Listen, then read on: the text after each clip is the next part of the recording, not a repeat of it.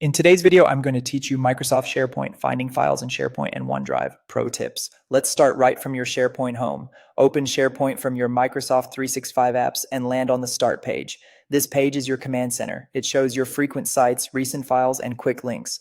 Everything we do here also applies to OneDrive because the search experience is unified across Microsoft 365 so you can find your files no matter where they live. At the top, click into the search bar. This is Microsoft Search and it's smarter than a simple keyword box.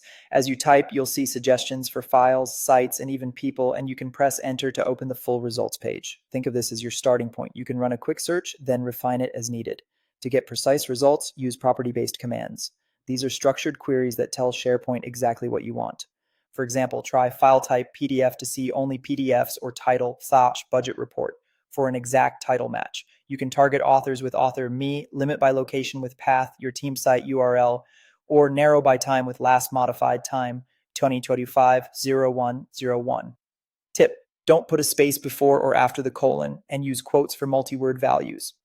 Property searches are fast, accurate, and ideal when you know something specific about the file. You can also combine terms with Boolean operators to sharpen your query. Use AND to require multiple terms, OR to include alternatives, and NOT to exclude noise.